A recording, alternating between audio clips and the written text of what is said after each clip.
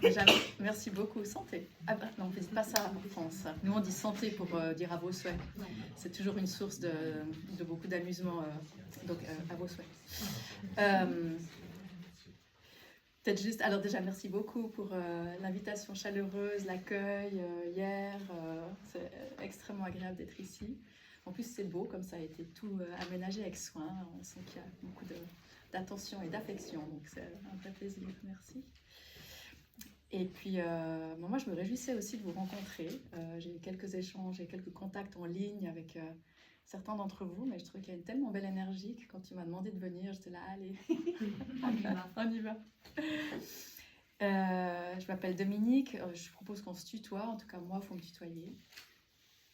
Peut-être juste quelques infos pour savoir à qui vous avez affaire pendant la journée. Moi, je suis allée la première fois en Inde quand j'avais 19 ans.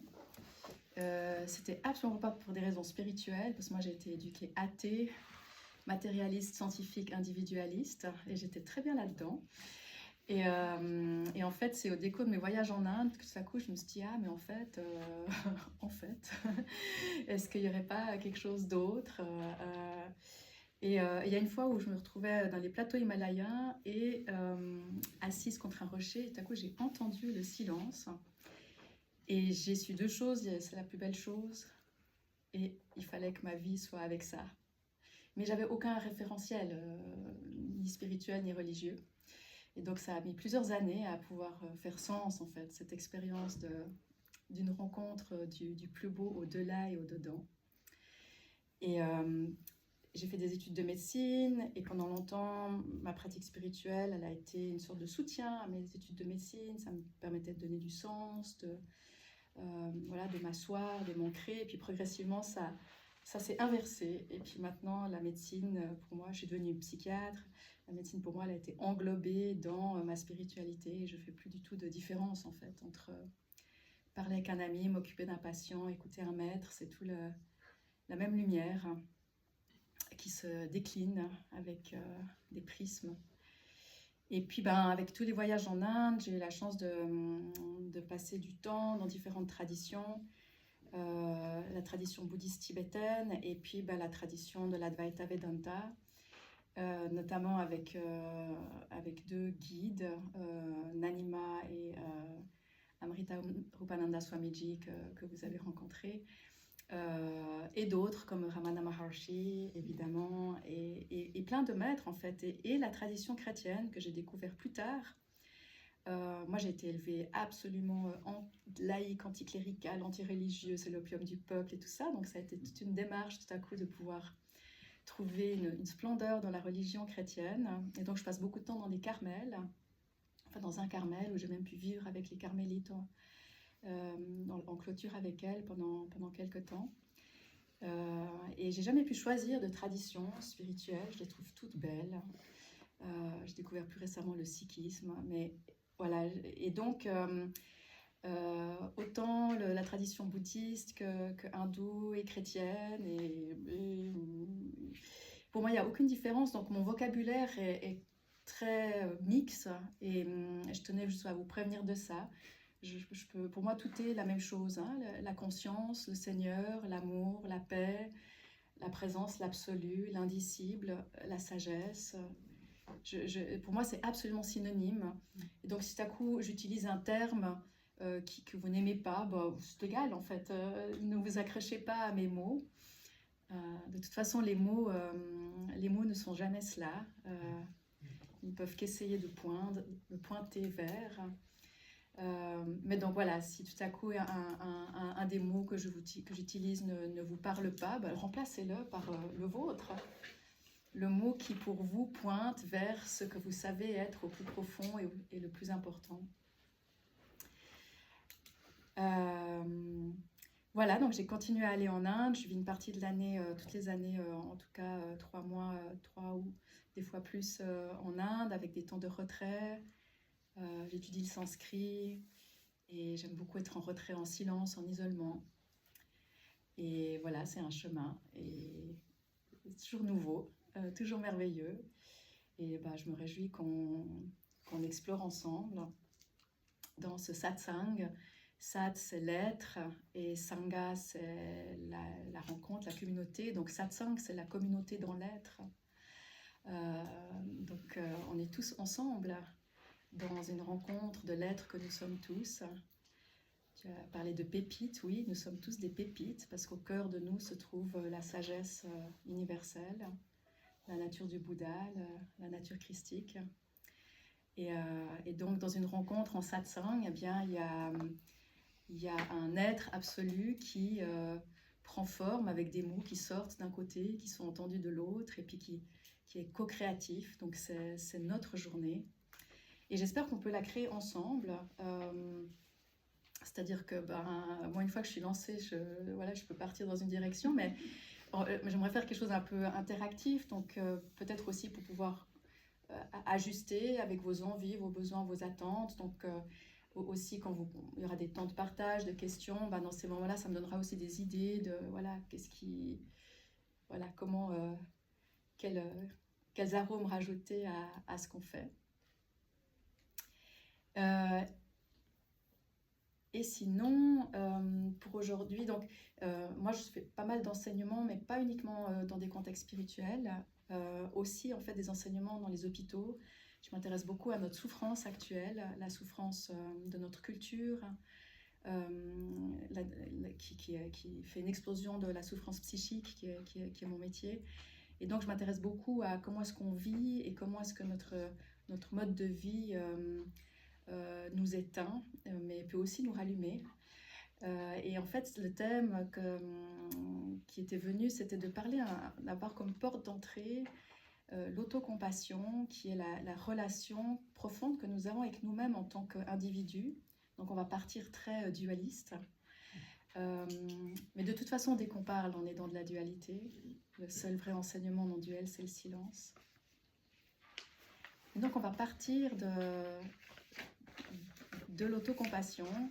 C'est quelque chose dont je parle beaucoup aussi quand j'enseigne dans les hôpitaux, par rapport à la prévention du burn-out, par rapport à la souffrance psychique.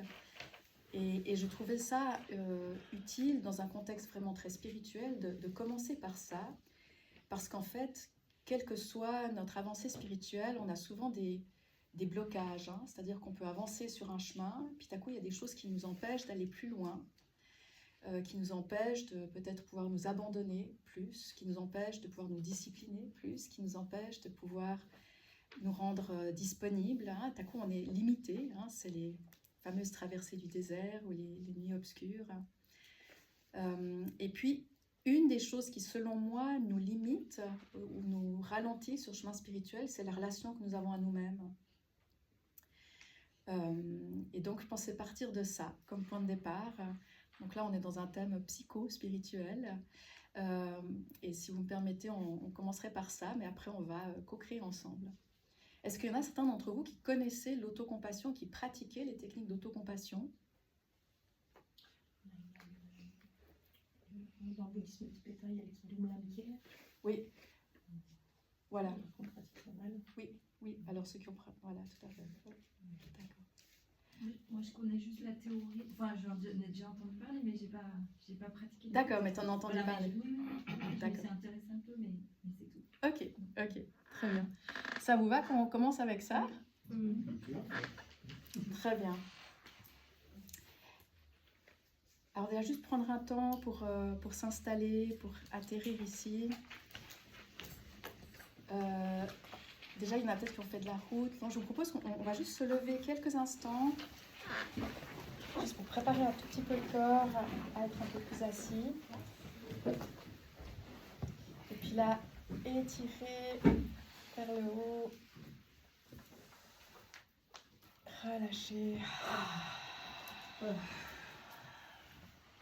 Encore une fois, inspirez, étirez.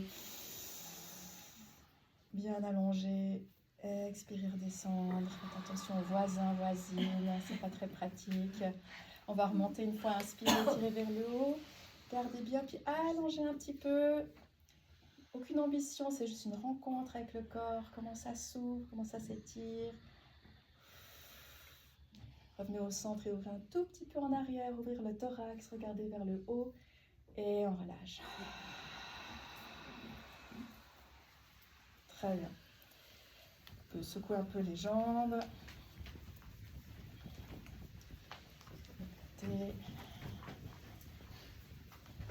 Ok. Un peu les épaules.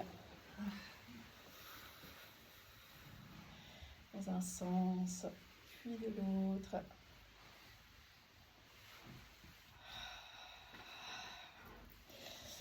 Voilà. C'était juste pour avoir un tout petit peu étiré. On peut se rasseoir.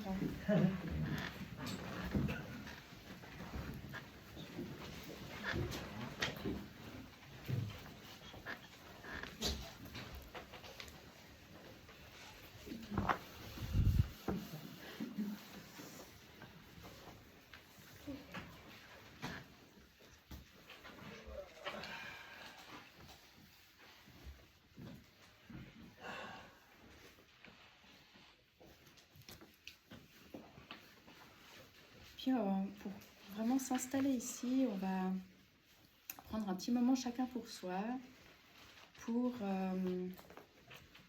revenir à ce qui est d'essentiel, chacun pour nous. En fait, avant de commencer une méditation, commencer un satsang, en fait même avant de commencer notre journée, et même peut-être plusieurs fois dans la journée, il y a quelque chose de très éveillant qui est de se rappeler à ce qui est essentiel pour soi, et c'est quelque chose qu'on oublie de faire.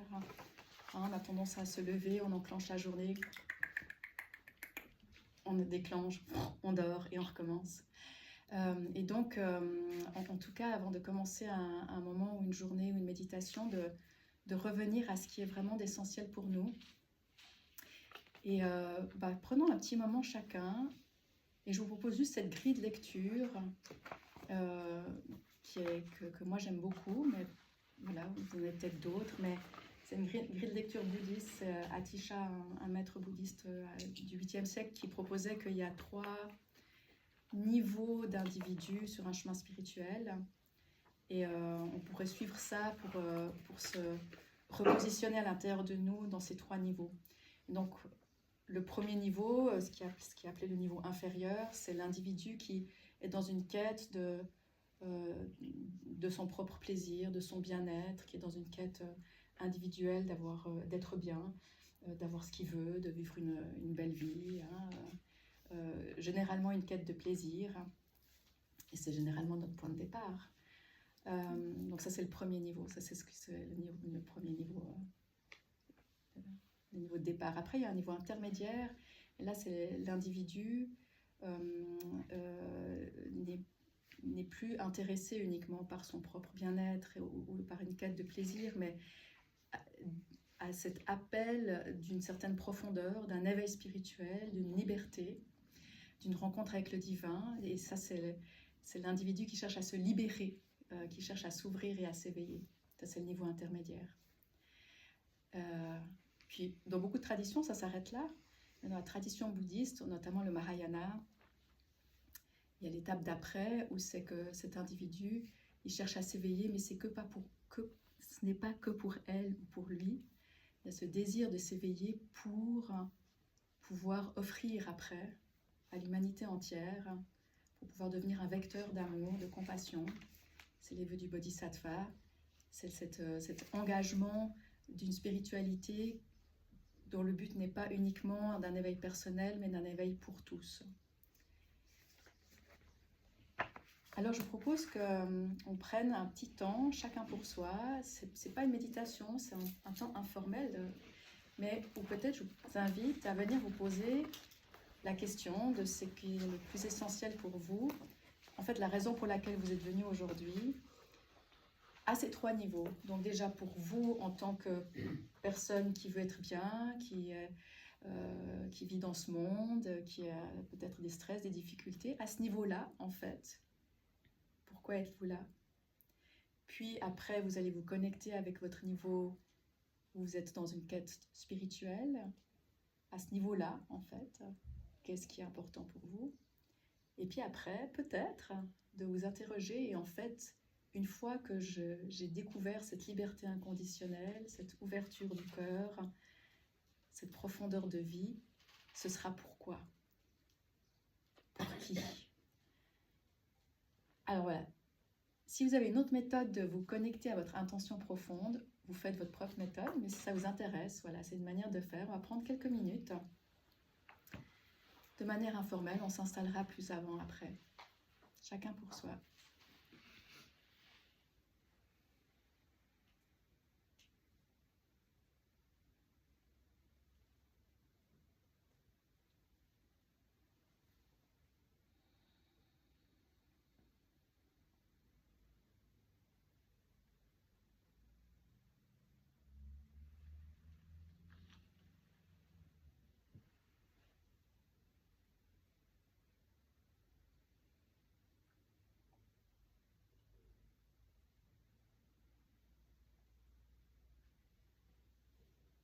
Pourquoi je suis ici à un niveau personnel? Pourquoi je suis ici à un niveau spirituel? Pourquoi je suis ici à un niveau universel?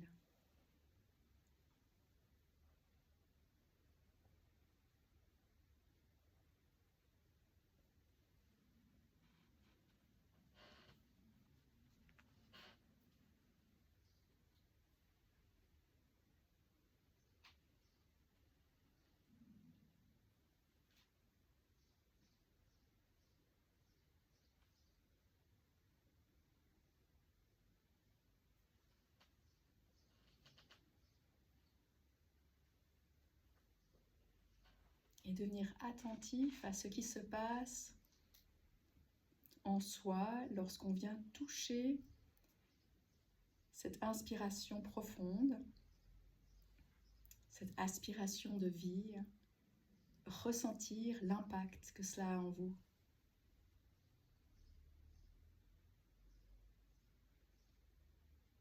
Il se passe quelque chose lorsqu'on allume la lumière, quand on vient frotter l'allumette et allumer la bougie.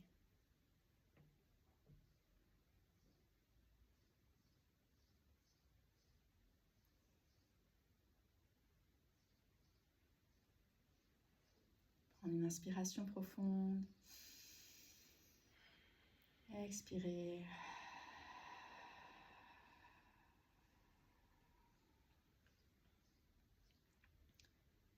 On peut ouvrir les yeux.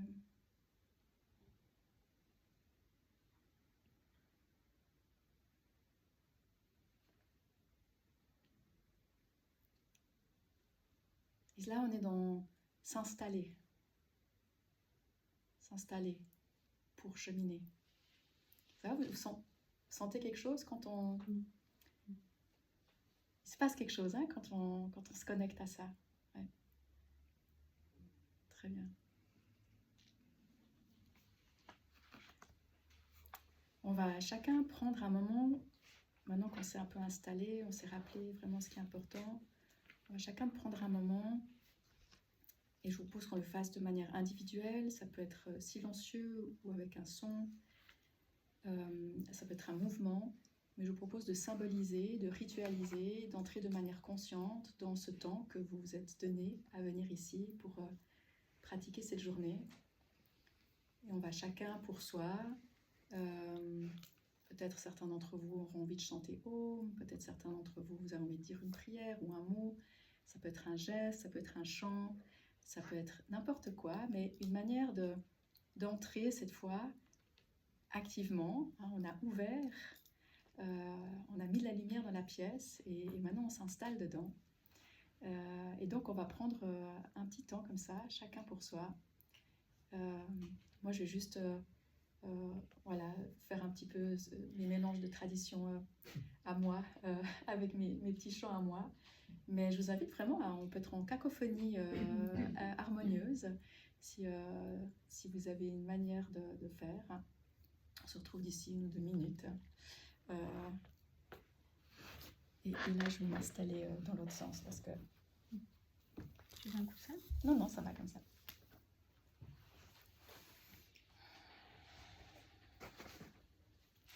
Om Triyambakam Yajamahe Sugandhim Pushtirvardhanam Urvarukamiva Bandhanam Mrityor Mokshi Amamritat Om Triyambakam Yajamahe Sugandhim Pushtirvardhanam Urvarukamiva bandhanam mrityarmokshiyamamritat. Sarvesham swastir bhavatu, sarvesham shantir bhavatu, sarvesham purnam bhavatu, sarvesham mangalam bhavatu, sarve bhavantu sukhinah, sarve santu niramaya, sarve bhadrani pashyantu, ma kashchin dukam bhagavet, asatoma satkamaya, tamasoma jyotirkamaya, Mrityorma Mritam Kamaya. Om Purnamadah Purnamidam Purnat Purnamudachyate Purnasya Purnamadaya Purnameva Vashishyate. Om Shanti Shanti Shanti. Seigneur, ouvre mes lèvres et ma bouche publiera ta louange. Amen.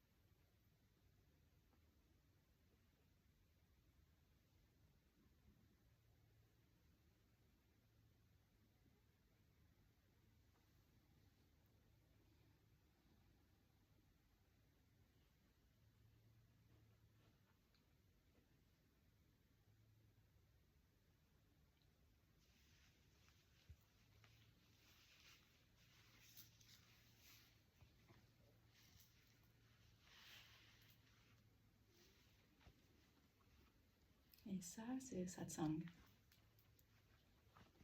Ce que vous ressentez là, ce qui est là.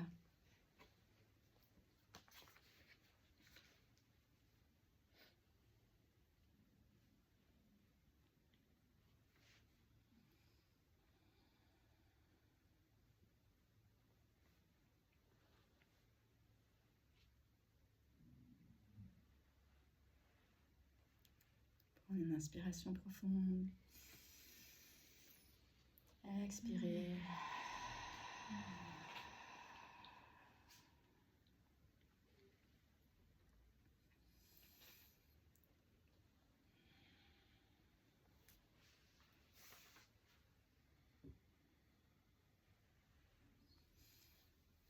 Bon.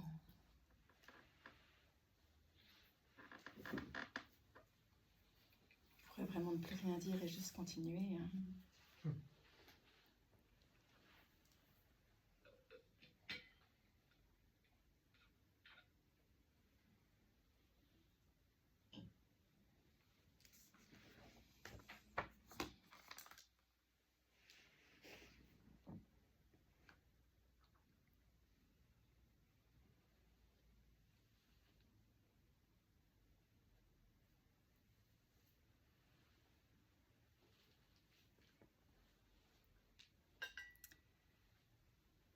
Merci en tout cas pour tout ce que vous avez amené de vos installations.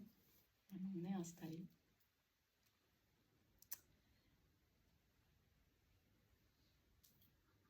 Et donc, comment est-ce que nous sommes une entrave à notre propre mouvement intérieur. En réalité, on ne l'est pas. En réalité, il n'y a aucune entrave. Il n'y a que l'être qui est tout, déjà entier. En ce moment-là, maintenant, en réalité, il n'y a que la paix qui fluctue dans elle-même et qui, de cette fluctuation, semble devenir une forme qui parle et qui vit. Mais comme on est pris et happé par cette illusion, eh bien, chacun d'entre nous pensons être quelqu'un, séparé de ce tout. Et ce quelqu'un cherche désespérément à se réunifier. Ce quelqu'un se sent incomplet, manquant, et donc en quête.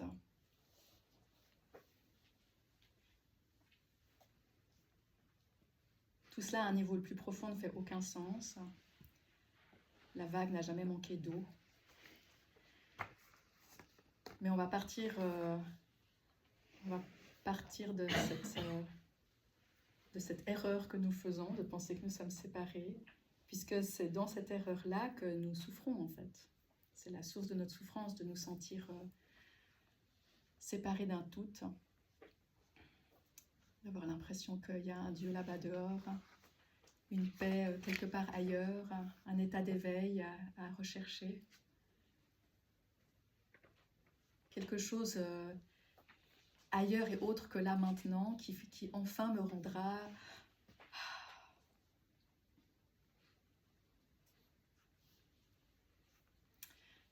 et donc on s'installe dans notre prison translucide, parce qu'elle n'a pas de réalité tangible, mais on s'installe quand même dans cette idée d'un moi qui doit vivre sa vie, qui doit faire des choses, qui a un début, qui a une fin. C'est très fatigant d'être un ego. Vous le savez bien. La plupart des gens qui viennent me voir, ils sont fatigués. Putain, comment ne pas l'être quand on est tout le temps en train de devoir se référer à un individu, et comment il se sent, et qu'est-ce qu'il vit, et qu'est-ce qu'il a vécu, et qu'est-ce qu'il va vivre, et qu'est-ce qu'il a, et qu'est-ce qu'il n'a pas, et qu'est-ce qu'il devient, Évidemment qu'on est épuisé. Et puis c'est une quête vaine, parce que c'est pas là que se trouve ce que l'on cherche réellement. Mais donc on est en même temps des êtres complexes et merveilleux, et très très aptes à nous rendre malheureux. C'est incroyable, les prisons intérieures qu'on se construit. Moi, c'est quelque chose qui me fascine. À quel point, à ce point de départ d'une paix inconditionnelle, tout à coup, des sortes de limites viennent se rajouter, se construire, et qui deviennent extraordinairement labyrinthes, comme ça, de complexité à dénouer. Et puis nous, en Occident, on a beaucoup investi notre personnalité psychique. C'est toujours frappant pour moi. Je ne l'ai pas dit, mais quand je vais en Inde, j'ai longtemps travaillé dans le centre de soins palliatifs qui a été inspiré par Nanima, une de mes guides.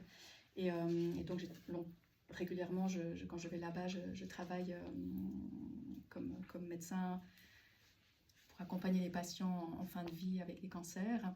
Et ce qui me surprend toujours quand je travaille là-bas, c'est à quel point l'ego individuel est peu développé, et à quel point souvent je dois, en tant que psychiatre occidental, je dois ramer en fait pour que les gens me disent qu'est-ce qu'ils vivent à l'intérieur d'eux, qu'est-ce qui se passe. C'est souvent très simple en fait, c'est souvent peu élaboré.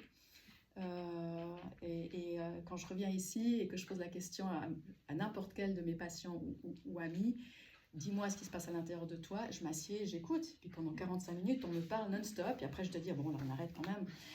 Donc, on a développé, pour notre plus grand intérêt, pour notre plus grand malheur, une capacité incroyable, en fait, à élaborer un moi avec toute une histoire. Et ce n'est pas dans toutes les cultures et de tous les temps, en tout cas. Donc, on peut avoir comme ça des discours intérieurs sur soi-même nettement moins importants, nettement moins développé, et je pense que ça, c'est pas un cadeau de notre culture. Alors ça fait mon job, voilà. Mais je préférerais pas en avoir. C'est trop tard pour nous, on a déjà été éduqué comme ça. Ouais. Donc, c'est souvent une question pour moi de... Il y a un temps pour s'intéresser à notre ego. On a tous des histoires qui ont pu être difficiles, compliquées, traumatiques. Il y a un temps pour ça. Et puis, il y a un temps pour arrêter. Et plus ce temps pour arrêter est précoce, mieux c'est. Mais des fois, il faut du temps. Des fois, il y a vraiment... je crois profondément qu'il y a des choses où on ne peut pas avancer sur un chemin spirituel s'il y a certaines choses très, très, très douloureuses qui n'ont pas été réglées parce qu'on va tout le temps être préoccupé par ça. On ne pourra pas s'engager. Je vois certains de mes patients, de mes patientes qui sont tellement en prise avec des choses douloureuses qu'ils n'ont pas la disponibilité du tout. C'est juste pas possible. Alors maintenant, si vous êtes ici et qu'on est là, c'est qu'on n'en est pas là, dans cette intensité de la souffrance et qu'on est à une intensité un peu plus modérée, un peu plus managée. Mais néanmoins, même à notre niveau, en fait, si on écoute notre discours intérieur, si vous enregistriez, hein, comme on enregistre ici, on n'a pas encore ça pour enregistrer nos pensées. Si on devait enregistrer sur 24 heures, enfin sur les heures de réveil, nos pensées, puis que vous écoutiez ça, on serait à peu près tous affolés. Déjà, ce serait terriblement ennuyeux, parce qu'en fait c'est redondant, c'est un peu toujours la même chose, c'est pas très créatif. Et puis, et c'est très auto-centré, c'est me-mine, hein, très centré sur moi ou à moi. Et ça, c'est notre culture, hein, on n'est pas des mauvaises personnes, c'est ce qu'on nous a toujours dit, hein, qu'est-ce que tu veux faire, qu'est-ce qui est important pour toi, et tu, puis on apprend comme ça, on se développe comme ça, mais notre mental aussi. Et puis, et c'est là où je voulais en venir avec l'autocompassion, en plus de ce discours intérieur très autoréférencié, ce discours est souvent inconfortable. Ça, on le sait, dans les études qu'on fait, on voit que... J'avais peut-être raconté quand j'avais parlé des pensées la dernière fois, mais cette étude qui est tellement frappante, je trouve, où on prend... je ne sais plus si c'était Harvard ou Stanford, c'est une grosse université qui a fait une étude en 2021. Ils ont pris des individus, on les a mis, proposé d'être dans une pièce pendant 15 minutes sans avoir rien à faire. Et puis, on leur donne un petit boîtier avec un bracelet pour connecter au boîtier, puis ils peuvent, en appuyant sur le bouton, s'envoyer une décharge électrique. On leur fait tester avant. C'est une décharge électrique qui n'est pas dangereuse, mais qui est très douloureuse. Puis après, on les met 15 minutes dans cette pièce, puis on leur dit, vous pouvez rester là, il n'y a rien à faire. Donc, assis sans rien à faire, ce qui veut dire assis sans rien à faire 15 minutes. Puis on leur dit, vous avez le choix, vous pouvez attendre les 15 minutes, ou bien vous pouvez vous envoyer des décharges électriques. Ah, mais c'est extérieur. Hein? C'est pas eux qui s'envoient des Non, c'est eux. Ils sont avec leur boîtier, puis ils sont assis comme ça, puis on leur dit, on vient vous chercher dans 15 minutes, puis entre-temps, vous pouvez rien faire, ou vous envoyer des décharges électriques. Toc, une décharge, toc, une décharge. Le silence, non. La période de silence. Alors, ça va juste leur envoyer une décharge électrique. Non, ça va juste... Oui, juste... Voilà. Alors, et l'étude, c'est vraiment intéressant, c'est que 25% des femmes et 67% des hommes préfèrent, dans 15 minutes seuls, s'envoyer des décharges électriques plutôt que de ne rien faire. Voilà, c'est quand même assez marquant. Tout est dit. Donc, une femme sur 4 et 3 hommes sur 4 préfèrent s'envoyer quelque chose de douloureux plutôt que d'être avec ce qui se passe à l'intérieur dans nos têtes. C'est que c'est pas agréable. Si une décharge électrique, c'est plus agréable. Et ça, moi, je trouve très réconfortant de l'entendre parce qu'en fait, souvent, on a l'impression, on est un peu seul, on a l'impression que, en fait, les autres, ils vont tout bien. Et puis, dans ma tête, c'est le boxon. Vous vous rendez pas compte ce qui se passe dans ma tête, et puis en fait, si, parce qu'en fait, c'est la même chose dans la tête de tout le monde. Il n'y a pas des très grandes différences. Ça, c'est quelque chose qui me frappe beaucoup. Maintenant, ça fait plus de 20 ans que je travaille comme médecin, donc voilà, c'est des milliers d'histoires que j'entends. En fait, il n'y a pas des grandes différences d'un individu à l'autre. Il y a des degrés de traumatisme différents et des histoires qui peuvent être extraordinairement variées. Mais à l'intérieur de ce qui se passe, notre bibliothèque intérieure d'humanité, elle n'est pas si vaste que ça. En fait, c'est assez on est assez proches les uns des autres, en fait, on l'oublie. Ça, c'était quelque chose que je ne comprenais pas quand j'étais toute jeune médecin. J'avais un chef en soins palliatifs. Et quand je voulais lui raconter des histoires lui raconter mes patients pour qu'il me donne des conseils, en fait, très souvent, je racontais tel patient que j'avais vu plusieurs fois, je racontais. Puis lui, au bout d'un petit moment, il me coupait et il continuait l'histoire. Oui, alors cette personne, elle doit ressentir ça, puis elle t'a sûrement parlé de ça. Puis je me disais, mais comment il sait? J'étais d'ailleurs assez vexée. D'un naturel plutôt arrogant, je disais, mais comment il sait? C'est moi qui vois. Et puis en fait, c'est vraiment des années plus tard que j'ai commencé à voir, en fait, il y a une très grande cohérence intérieure entre nous. On n'est pas si différents les uns des autres dans ce qui se passe dans nos têtes. Et après avoir entendu des milliers d'histoires, on peut raconter aussi... une fois, j'étais en Inde, il y avait un patient, son père était en train de mourir en soins palliatifs. Et lui, il était très très mal, l'équipe m'avait demandé de le voir, il s'occupait beaucoup de son père. Et puis en fait, je voulais qu'il me parle un petit peu de sa souffrance, puis vous ne pouvez pas tellement me parler, surtout pour les hommes, des fois c'est plus compliqué de parler de la souffrance. Bon, il y a un long passé, hein, pour les hommes c'est très dur d'aborder ce qu'ils vivent à l'intérieur d'eux, ils n'ont pas eu le droit culturellement, il fallait faire des guerriers, pas des gens qui parlent de leur vécu intérieur. Et donc, et en plus un homme indien, et moi j'étais une femme, donc il était un peu tout inhibé comme ça, et puis je lui dis, vous savez, les autres patients, dans votre contexte, ils vivraient ça, ils penseraient ça, ils vivraient ça. Et puis en fait, il m'a regardé avec des yeux en soucoupe, puis il m'a dit, mais vous lisez dans mes pensées. Genre, je suis rassurée, non, pas du tout. Mais c'est vraiment pour exprimer qu'on est tous très... Il n'y a pas tant de variations.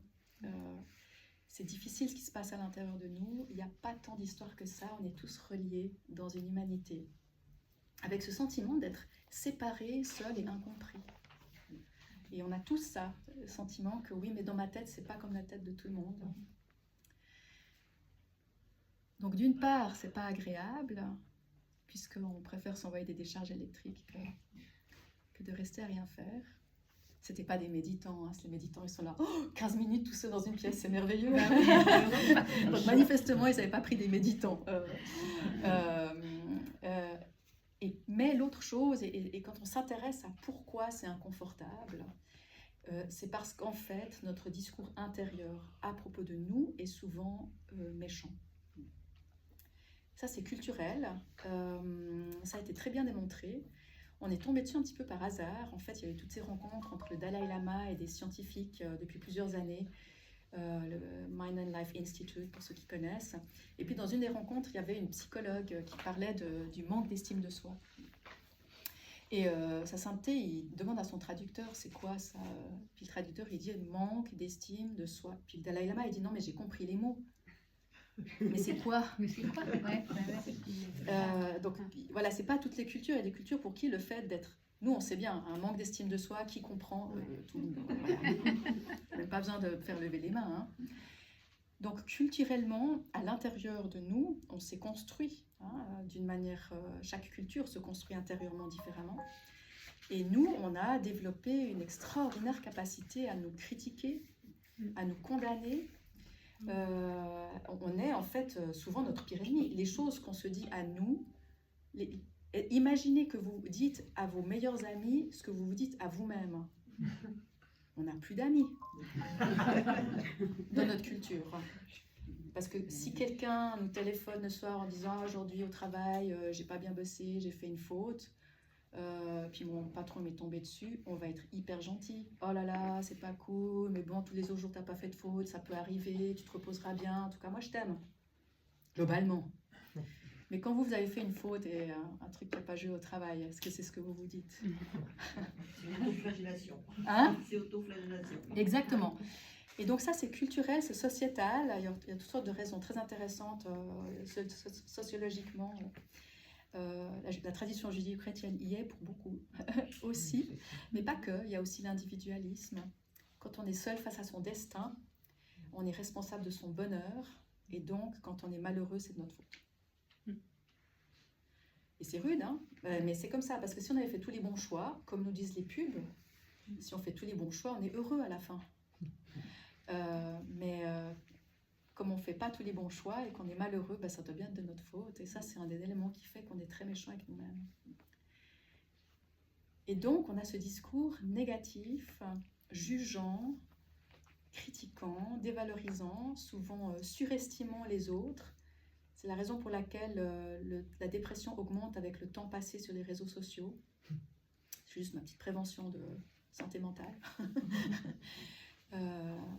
La dépression et l'anxiété augmentent avec le temps passé sur les réseaux sociaux parce qu'on se compare. Et puis comme sur les réseaux sociaux, on ne se montre pas le matin au réveil quand on a une gueule de bois, et ben on est tout le temps à voir des gens qui vont super bien, qui mangent des trucs super chouettes, qui font des magnifiques vacances, qui ont le partenaire ou le tout idéal.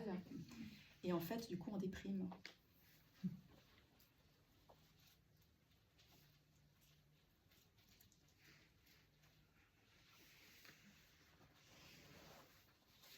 Donc, on a tous un discours intérieur, la plupart du temps inconfortable, et quand c'est au sujet de nous-mêmes, souvent mauvais.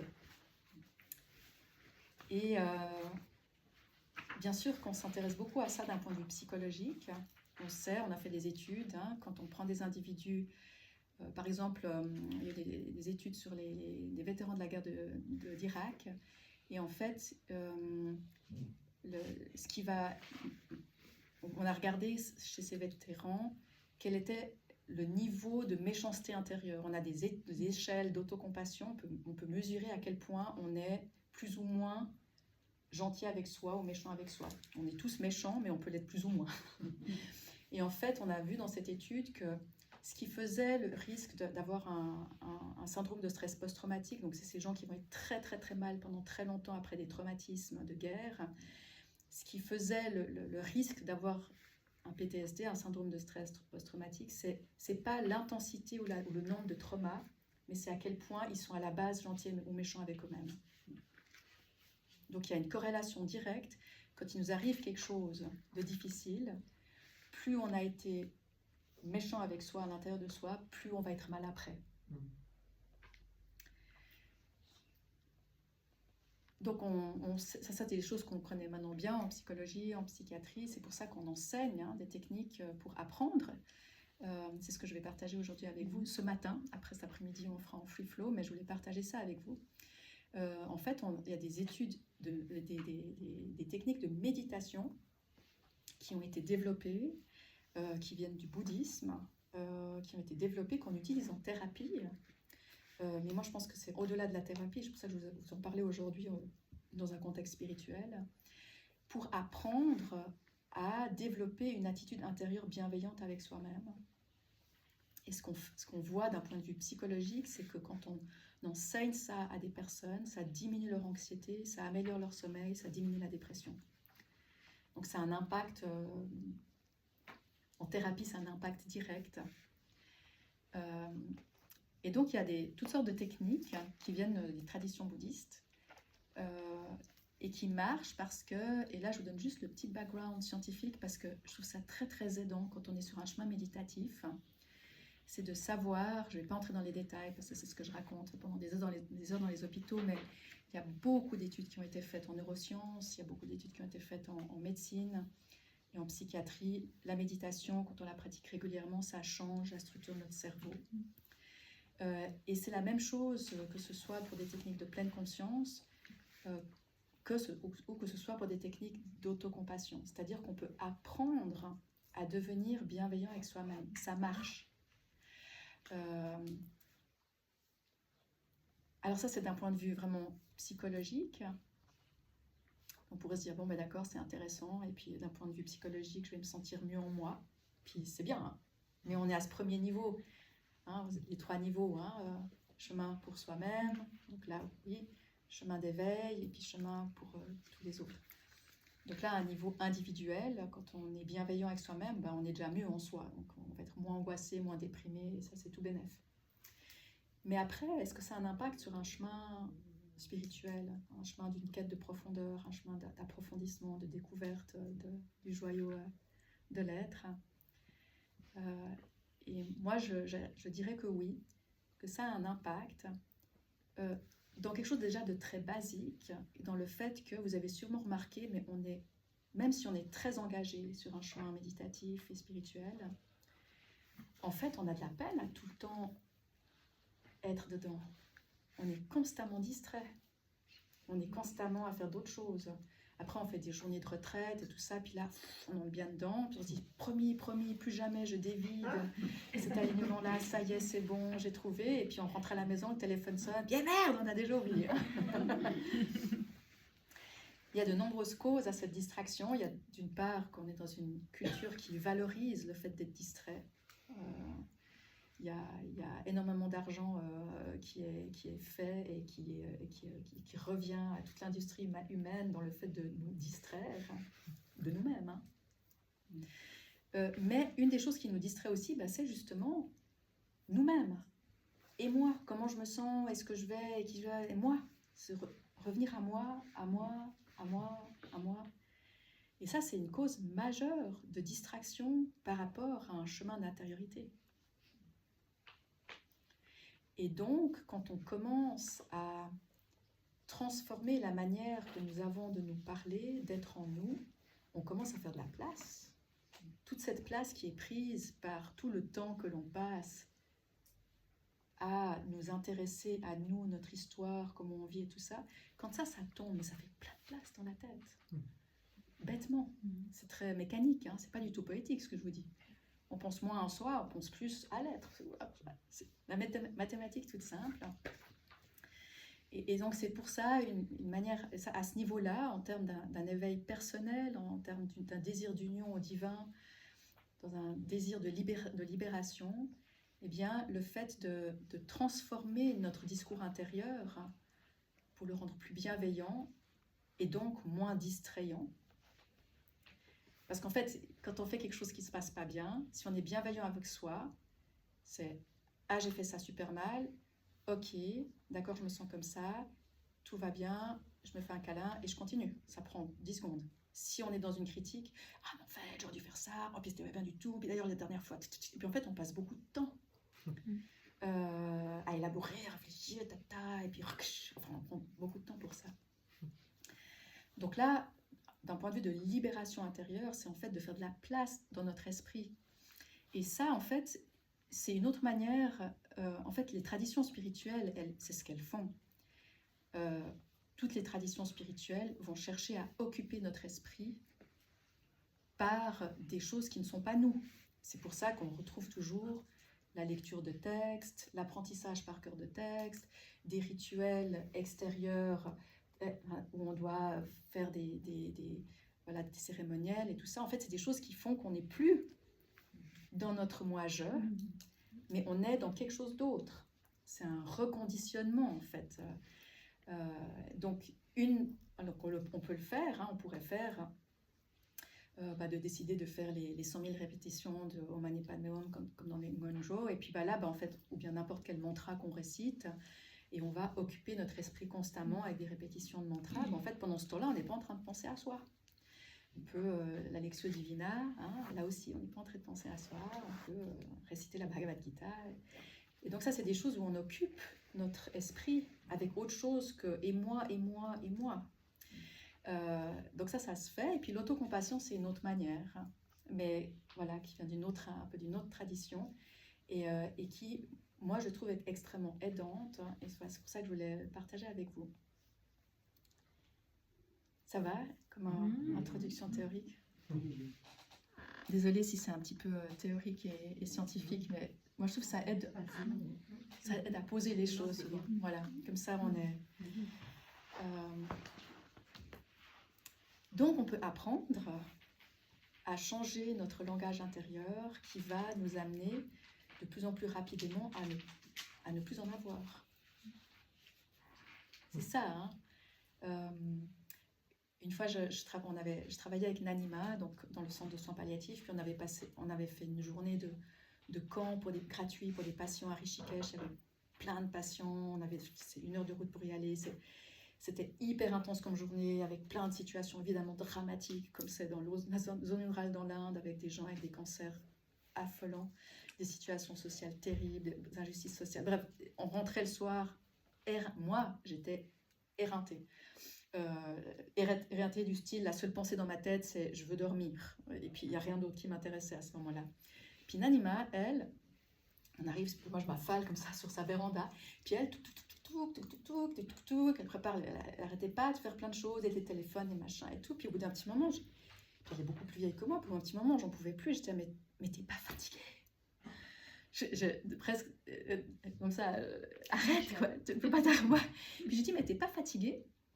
Et puis elle s'arrête comme ça, puis on voit qu'elle s'était jamais posé la question, puis qu'il fallait qu'elle cherche, donc elle s'arrête comme ça, puis on voit, elle cherche, il est où le moi? Puis elle, d'un coup elle arrive, et elle dit, ah mais moi, mais je suis épuisée. Et elle rigole, et elle continue à faire.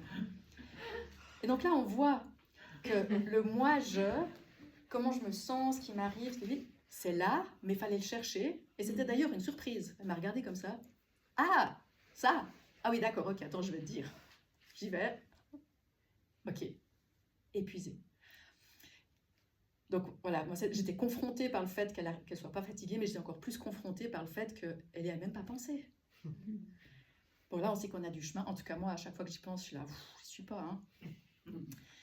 Mais donc on peut, donc là c'est quelque chose qui est de l'ordre du possible, hein, et on entend souvent les grandes saintes, les saints, les maîtres, des gens comme ça très avancés, en fait il y a quelque chose d'autre au premier plan. Et fatalement le moi-je n'est plus au premier plan.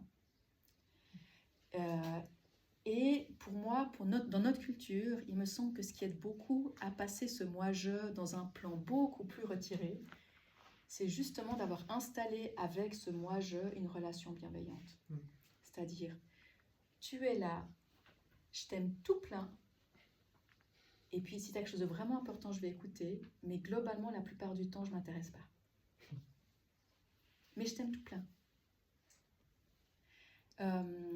Et ça, c'est la direction que l'on peut prendre à l'intérieur de soi, qui, avec le temps, amène effectivement beaucoup plus de place. Dans un premier temps, quand on pratique ces techniques, et ça je le vois avec mes patients, parce que moi je vois des gens qui viennent avec des souffrances psychiques et je leur enseigne cette technique-là, en fait on est moins mal à l'intérieur de soi. Mais progressivement, plus on est bien en soi, donc entre nous au niveau de notre ego et nous-mêmes, au niveau de notre ego, donc à un niveau très... en fait, c'est moins de job, moins de temps à y passer. Voilà, c'est un petit peu comme... ça prend moins de temps d'avoir une tondeuse automatique qu'on appuie, puis un petit modem qui se déplace dans le gazon, que de devoir tondre tout le temps soi-même, ou bien utiliser avec la petite... vous voyez, c'est une question de temps. Alors, je regarde là, ça fait bientôt une heure. Est-ce qu'on peut continuer? Je vous propose la technique maintenant, ou est-ce que vous avez besoin d'une pause? On y va? Ok. Oui? On est chaud. On est chaud. Alors, on va profiter. Est-ce qu'il y a des questions, des commentaires? Après, maintenant, je vais vous expliquer la technique. Est-ce qu'il y a des questions, des commentaires? Oui? Moi, c'était juste, j'ai peut-être pas bien compris l'autocompassion au départ, celle dont tu as parlé. C'était plus spirituel? Alors, oui, en fait, au départ, oui, merci, j'ai pas expliqué ça. Donc, dans les traditions bouddhistes, il y a des techniques de méditation dans lesquelles on va apprendre à cultiver une émotion intérieure qui est faite de bienveillance ou de compassion. Bienveillance, c'est les méditations méta dans les traditions Theravada, donc le bouddhisme sud-est asiatique, et génération de la compassion dans le bouddhisme tibétain. Donc il y a des techniques de méditation pour développer la capacité d'aimer. Et puis ces techniques de méditation, elles ont différentes étapes où on apprend, ça pourrait faire un autre thème, parce que c'est toute une journée pour ça, mais dans ces techniques de méditation, on apprend par étapes à générer un amour de plus en plus inconditionnel. Et puis on commence par générer de l'amour pour les personnes qu'on aime, après pour les personnes qu'on ne connaît pas, après pour soi-même, c'est justement le pour soi, et puis après pour le monde entier. Et donc il y a cette étape, générer de l'amour pour soi. Puis en fait, quand on a commencé à utiliser ces techniques en neurosciences et que ça s'est développé pour l'Occident, parce que là aussi on a montré que ces méditations qui génèrent de la compassion, c'est totalement corrélé avec un bonheur intérieur. Globalement, plus on aime, plus on est heureux. C'est évident, mais il fallait la science pour, pour confirmer. Plus on aime, plus on est heureux. Et donc on a commencé à enseigner ces techniques de méditation. Puis pour les Occidentaux, générer de l'amour pour les gens qu'ils aiment, ils peuvent. Générer de l'amour pour les gens qu'ils ne connaissent pas, ils peuvent. Mais générer de l'amour pour eux, d'un coup ça fait ch'k. Puis les gens ils sont là, non. Donc si on prend quelqu'un à froid, puis qu'on lui ferme les yeux et on voit toi de l'amour, il dit non, non. Soit non, c'est que des conneries, soit non, en fait, je sais pas faire. En fait, non, c'est des conneries, c'est surtout parce qu'en fait, je sais pas faire. Et donc c'est là qu'on s'est intéressé. Ils se sont dit, mais en fait, comment ça se fait? Pourquoi c'est des traditions méditatives en Asie depuis 2500 ans? Puis quand on demande à des gens apparemment intelligents, raffinés, développés, cultivés, puis on leur dit juste, bah, maintenant tu vas être gentil avec toi, puis cela. Et donc c'est là en fait qu'il y a eu des études qui ont été faites. Je pourrais vous donner les coordonnées. Il y a une neuroscientifique qui s'appelle Christine Neff de Stanford University qui s'est beaucoup intéressée à ça. Et puis il y a eu des... Voilà, ça s'est développé comme ça. Parce qu'on s'est intéressé, on s'est dit, mais pourquoi les Occidentaux n'arrivent pas? Mais à la base, c'est une technique méditative d'orientation bouddhiste.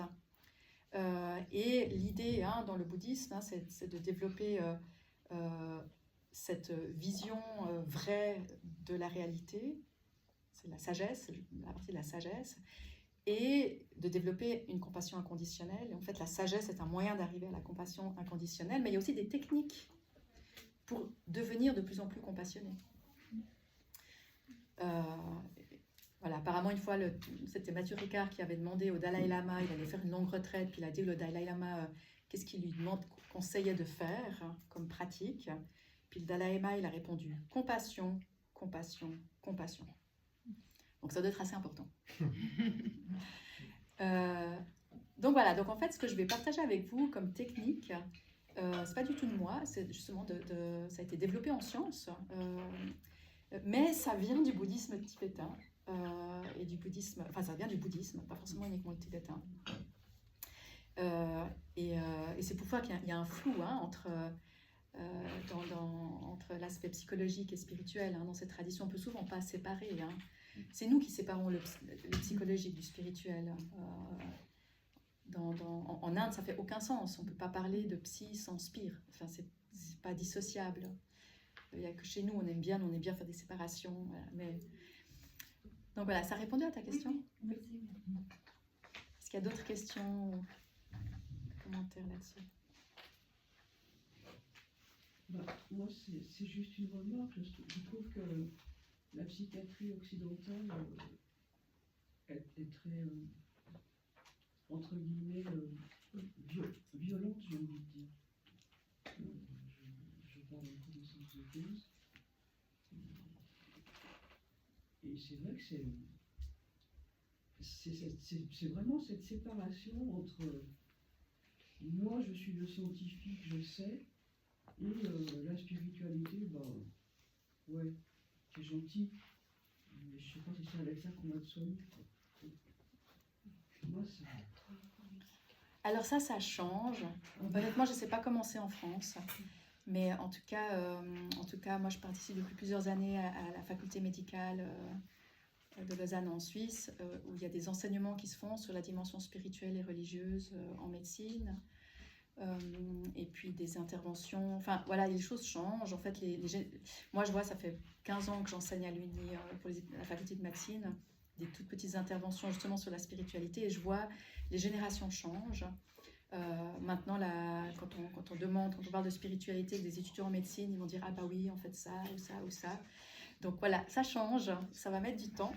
Mais et puis maintenant en psychiatrie, mais voilà, je pense que ça dépend un peu des pays. Il y a des traditions psychiatriques très différentes. Je pense que c'est vraiment un autre monde d'un pays à l'autre. Mais où on enseigne la méditation, on se pose la question de la spiritualité, où ça fait partie de la démarche. Donc voilà, il faut garder espoir. Ok. Moi, ça va, merci. C'est gentil, merci. Alors, comment est-ce qu'on fait maintenant? Parce que vous pourriez vous dire, d'accord, c'est sympa, mais comment est-ce qu'on fait pour apprendre à être bienveillant avec soi-même? Je vais vous proposer, on va faire différentes petites méditations pour vous donner un avant-goût, pour vous permettre peut-être vraiment de le développer vous-même. Et la première étape, c'est la conscience de soi, c'est le self-awareness. C'est pas juste être présent à soi, comme dans la pleine conscience, c'est d'apprendre à accueillir avec bienveillance et curiosité notre propre souffrance. C'est ça qu'on n'arrive pas à faire. C'est-à-dire que quand on n'est pas bien, ça, et là il y a vraiment un énorme biais avec tous les mouvements de wellness, de mouvements de bien-être et de psychologie positive. On est dans une culture qui nous dit en fait, il ne faut jamais se sentir mal. Il faut être toujours bien, toujours heureux. Les pensées négatives, il ne faut pas en avoir. Les émotions négatives, il ne faut pas en avoir. D'ailleurs, il y a des émotions négatives. Il n'y a pas d'émotions négatives. Mais dans notre culture, oui. Et donc, nous, on a appris ça. Puis en fait, dès qu'on est un petit peu pas bien, qu'est-ce qu'on fait? Soit on se distrait. Et puis ça, on a l'outil total qui marche super bien. Petit shot de dopamine à chaque fois qu'on a une petite pensée. Ah, en fait, la vie... on s'envoie des shots de dopamine. Mais c'est toutes les addictions. Puis quand moi je parle d'addiction, je ne parle pas de l'héroïne, de l'alcool, du sexe. Je ne parle pas des grosses addictions. Je parle en fait à chaque fois qu'on fait quelque chose pour se distraire de notre intériorité. Donc le travail est une addiction. Les relations peuvent être addictives. Le travail peut être... On peut être libéré dans notre travail, mais le travail peut être une addiction. Les relations peuvent être une addiction. Un hobby peut être le sport. Moi, je les vois, les gens très très sportifs. Le jour où ils ne peuvent plus faire de sport, ils viennent chez moi. Mais je vous jure. Donc, on a plein d'addictions. Et c'est justement pour ne pas ressentir la petite partie sombre à l'intérieur de nous qui vient nous parler. La petite partie, vous savez, dans notre grande armoire intérieure, il y a toujours un tiroir, on ne l'ouvre jamais. Puis en fait, on a même mis les chaussettes devant pour pas qu'il s'ouvre. Mais en fait, des fois, il s'ouvre à 3h du matin quand on se réveille la nuit, on veut pas, mais il s'ouvre ce petit tiroir. Puis dedans, on n'aime pas, on n'a jamais rangé dedans, on va jamais même avec l'aspirateur. On a tous des petites zones comme ça. Et puis il y a certains, certains dans beaucoup de ces tiroirs. Très douloureux. Il y en a même, il n'y a qu'un gros tiroir qu'on peut utiliser parce que le reste, c'est tellement, tellement douloureux qu'on ne va pas. Et puis après, il n'y a même pas nos propres tiroirs, mais comment ne pas être touché avec la situation de la planète, la situation du monde, vous voyez? Donc on a plein de... il ne faut pas gratter fort et longtemps pour trouver de la souffrance. Et nous, ce qu'on fait tout le temps, c'est... on passe beaucoup de temps, on a une sorte de petite main intérieure qui ferme. Ne pas sentir, ne pas vivre. Et puis, elle fait comme ça aussi. Donc cette première technique méditative, et ça c'est vraiment une révolution intérieure. Pour moi ça a été une révolution totale, je suis tombée dessus par hasard, je faisais une retraite seule dans un monastère. Et puis moi en plus d'avoir le biais culturel qu'on a, moi, en plus je suis médecin. Puis un médecin, il va toujours bien, il sait, il n'est jamais faible. Donc moi j'étais en plus drillée là-dedans. Donc on est très très bon en tant que médecin. Je fais beaucoup d'interventions avec les médecins en fait aussi. Mais on est très très bon en tant que médecin pour absolument nier toute notre souffrance. Et donc moi j'avais aussi ce biais-là en plus. Et tout à coup une fois dans une retraite, ça s'est complètement ouvert et toute ma souffrance intérieure est devenue visible. Comme ça, elle s'est ouverte dans le silence de la cathédrale. Et elle a été complètement accueillie. J'avais jamais fait ça. J'avais jamais même pensé à le faire. Tout à coup, ça s'est fait. On reçoit des enseignements. Le silence, c'est notre vrai maître. Des fois, il parle, mais la plupart du temps, il nous bouge à l'intérieur. Et c'est là que, tout à coup, moi, en tout cas, j'ai découvert qu'en fait, je pouvais être à l'accueil de tout. Et que c'était OK. Je pouvais accueillir le violeur en moi. Je pouvais accueillir la jalousie, le dédain. Je pouvais accueillir l'arrogance. Bon, ça, c'est pas compliqué parce qu'elle est toujours là. Donc, très facile.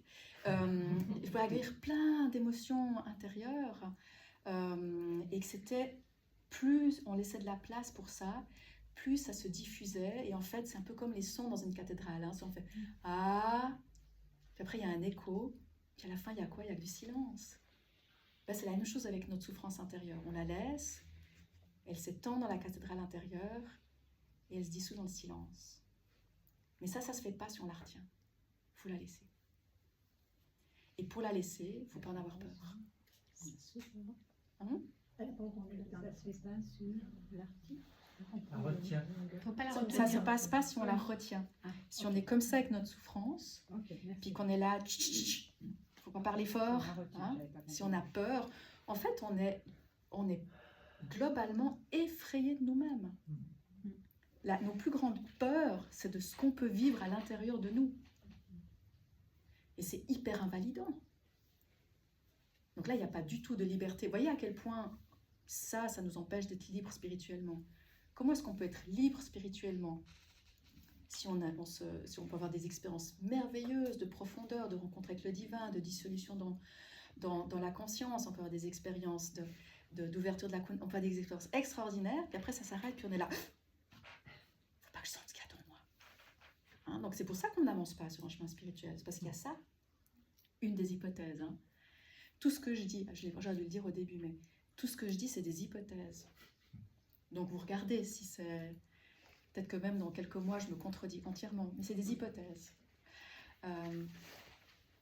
Donc la première chose, et ça je pense que c'est... Et ça, je sais d'expérience pour moi, mais aussi je l'ai vu chez mes patients, et c'est ce qui est dit dans la littérature, en fait, quand on n'a plus peur de ce qui se passe à l'intérieur de nous, mais c'est merveilleux.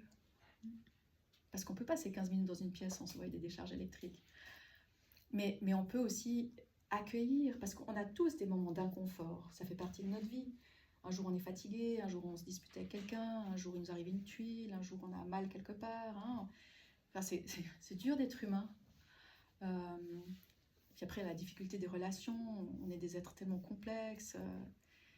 Donc on est... Voilà, c'est la première noble vérité dans le bouddhisme. Hein. On est des êtres de souffrance. Mais quand on n'a plus peur, puis quand on peut accueillir notre souffrance, eh bien, ce qui se passe, c'est qu'elle émerge, elle monte. Comme les émotions, c'est ça. Une émotion, ça monte, ça prend de la place, et ça disparaît. Toutes nos émotions. En fait, on a très peur de nos émotions, mais c'est pour ça qu'en fait, les addictions, c'est ça qu'on fait des addictions. On a une émotion qui vient, elle monte, puis on est là, ouh, non, non, non, non, non. Ou elle commence à monter, ah non, non, et on supporte plus, et qu'est-ce qu'on fait ? On ouvre le frigo, on téléphone à quelqu'un, on s'allume une clope, on fait quelque chose pour bloquer, et on n'y pense plus, on va bien. Toutes nos addictions, c'est ça. On n'attend pas suffisamment, on bloque. Mais si on laisse, ça monte, ça monte, ça monte, ça monte. Il y a un moment où c'est inconfortable. Oui, il y a un moment où on est là, ah, j'aime pas du tout ce qui se passe. Hein. Et puis ça continue, et ça redescend. Et si on peut apprendre à faire ça, à laisser monter et à laisser redescendre, c'est le mouvement des vagues, hein, de l'océan, de la conscience, eh bien en fait on cesse de devoir bloquer, réprimer. Hein. Mais là, ce qu'il faut qu'on arrive quel verbe employer, à prendre conscience en tout cas, c'est la différence justement entre ce discours intérieur et l'accueil des émotions. Pas entretenir, c'est différent, ça part d'ailleurs, je sais pas. Alors il y a le discours intérieur, il y a les émotions. Effectivement, ce qu'on va travailler, c'est à changer le discours intérieur pour pouvoir accueillir les émotions. Oui, tout à fait. Okay. C'est notre discours intérieur qui va bloquer. Hein. On commence à se sentir mal, puis on est là, je veux pas me sentir comme ça, ou j'aime pas ça du tout, allez, je fais autre chose. Oui, non, mais il y avait ce discours intérieur où on se dévalorise, oui, où on tout se à parle fait. mal. Oui, exactement. Voilà, exactement. Et ça nous empêche. Ouais. Celui-là que je parle. Oui, okay. Oui. Alors, pour pouvoir changer ce discours intérieur-là, on va développer, et c'est la première étape, le fait de pouvoir accueillir notre inconfort.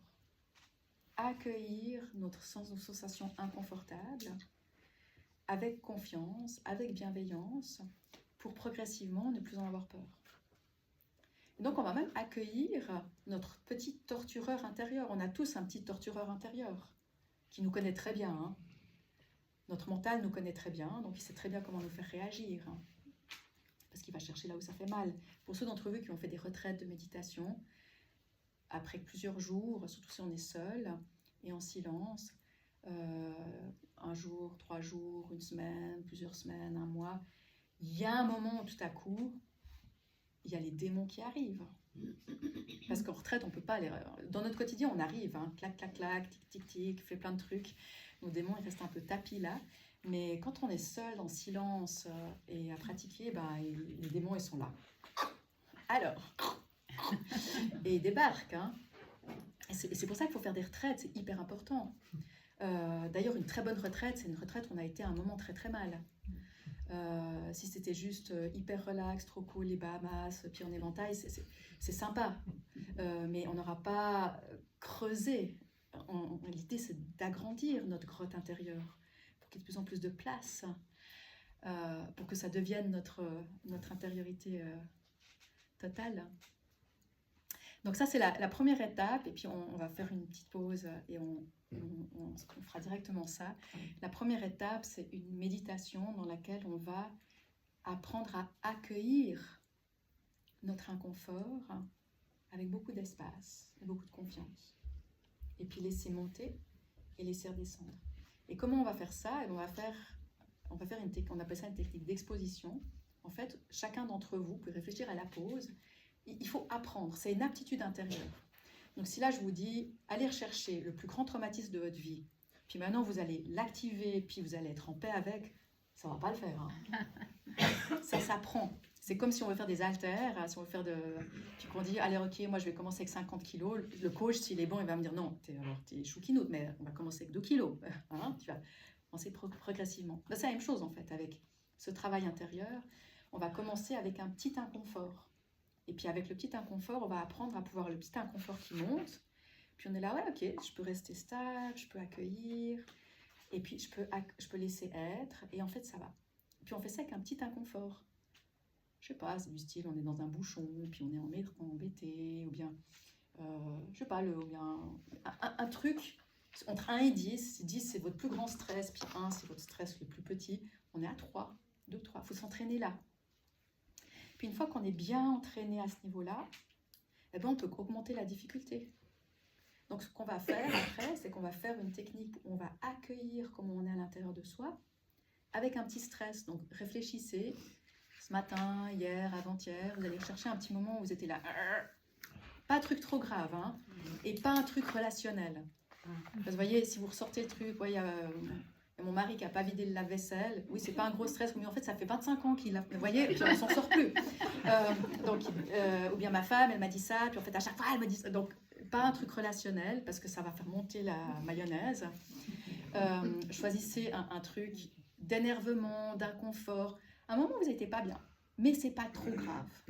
Parce qu'en fait, on va le réactiver en méditation pour pouvoir travailler avec.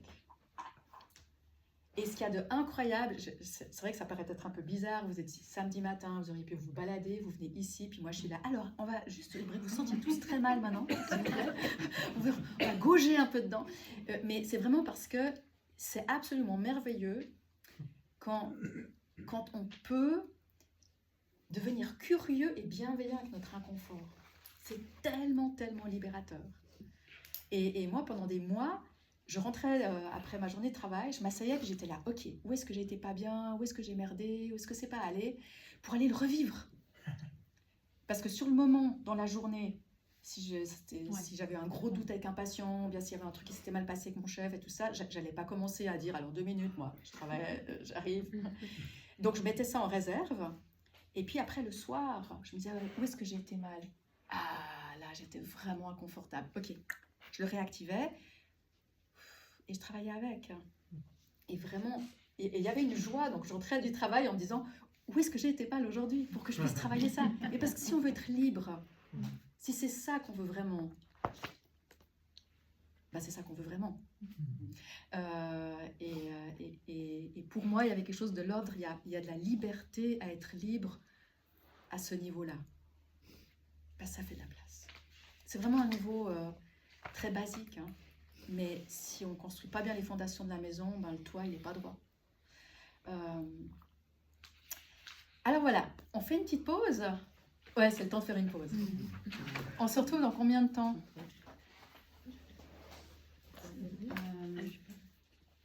5 minutes. Un Un quart d'heure, oui. Ouais, très bien. Moins 5. Ok. Tu feras la petite cloche. Ah bah je Non mais je l'ai moi. D'accord.